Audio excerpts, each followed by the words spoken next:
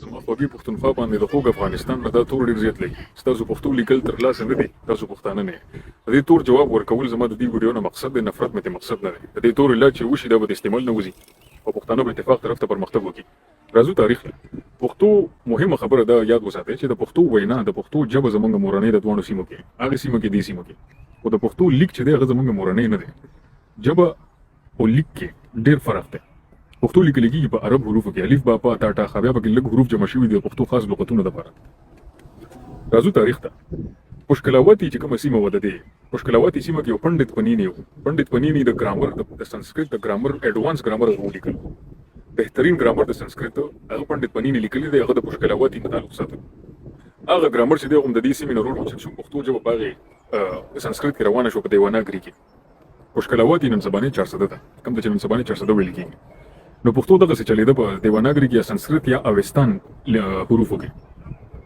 کله چې پیر روخان پاسېدو پیر روخان په 14مه صدۍ کې هغه یو انقلابي سړی و او دغه د اسلام پسند عالمانو مولایانو سره دغه ډېر نه لګېده نو د اسلام پسندو عالمانو د دې خلکو ژبه او د دې خلکو لیک شو غزيات عربي کې نو پیر روخان د دې خلاف چې کله پروپاګاندا کوله د دې خلاف لیکل کول په شاعري مایره کې نو هغه د پښتو لیک چې دی د پښتو ژبه چې ده هغه عربي حروف ته وړل پیر روخان دا سلسله ورو شروع شو د احمد شاه ابدالي بابا وروسته په وختونو کې راغی افغانستان جوړ شو پښتنو ډېرې ځمکې ونیولې نو پښتو ژبه بیا مضبوطه شو او پیژندل شو دغه سي پیله څنګه فارسی مضبوطه و یوناني مضبوطه و ارامیک مضبوطه و دغه سي پښتو هم یو فاونډیشن پیدا کو مضبوطه شو د افغانستان جوړېدو سره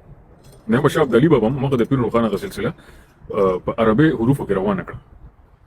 نو په دې دلیل باندې د افغانستان د تور په پښتونخوا باندې لګي چې تاسو پښتو لیک نشئ کولای تاسو پښتانه نه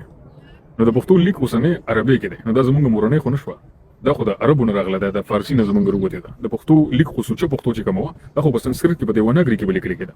نو که په دې دلیل باندې د پښتونخوا خلک پښتانه نشو چې هغه پښتو کې لیک نشي کولای هم په دې دلیل باندې بیا د افغانستان پښتانه نه دي ځکه ته په سنسکرت کې لیک نشي کولای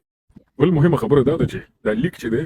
د دې ژبې سره دوره تعلق نشته ځکه چې پښتو مونږ اوس په عربي کې لیکو په پښتونخوا کې خلک پښتو په انګلیسي کې لیکي پښتونخوا کې خلک د اردو په سټایل کې پښتو لیکي په هندي کې پښتو لیکل شي